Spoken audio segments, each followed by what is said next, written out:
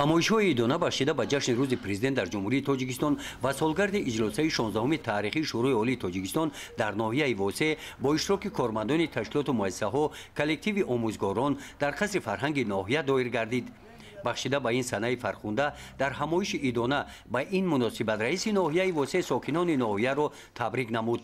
қайд намуданд ки иҷлосияи 16-уми таърихии шӯрои олии тоҷикистон аз рӯзи 16 ноябр то рӯзи 2 декабри соли 1992 дар шаҳри бостонии хуҷанд баргузор карда шуда ҳуҷҷатҳои муҳими таърихӣ қабул карданд ки ба давраи навини таърихи давлатдории тоҷикон роҳ кушод.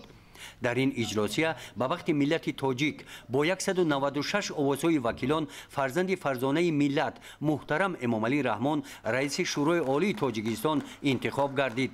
сарвари ҷавони давлати навини тоҷикон фазои тирагуни кишварро бо сиёсати ватанпарварона равшан ва мунаввар кард.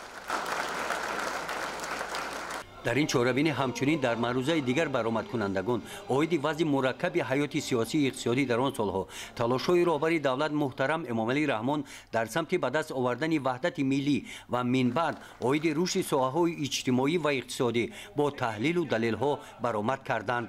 дар ин рӯз ҳамчунин бахшида ба рӯзи президент дар коллеҷи тиббии ноҳияи восеъ таҳти унвони пешвои миллат рамзи иттиҳоду сарҷамъии ҷавонон дар конференсияи ҳизбӣ ки бо иқдоми кумитаи иҷроии ҳизби халқии демократии тоҷикистон дар ноҳияи восеъ доир карда шуд, саҳми президенти ҷумҳурии тоҷикистон пешвои миллат муҳтарам Эмомалӣ Раҳмон дар бунёди давлати навини тоҷикон баён гардид.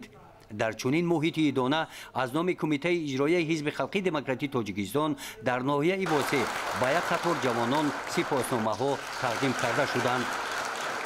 бахшида ба ин рӯзи муборак дар литсеи давлатии ноҳияи восеъ ғолибони даври ҷумҳуриявии озмунҳои фаннӣ ва озмунҳои ҷумҳуриявӣ аз номи роҳбарияти шуъбаи маорифи ноҳия бо сипоснома ва мукофотҳои пулӣ қадр гардиданд.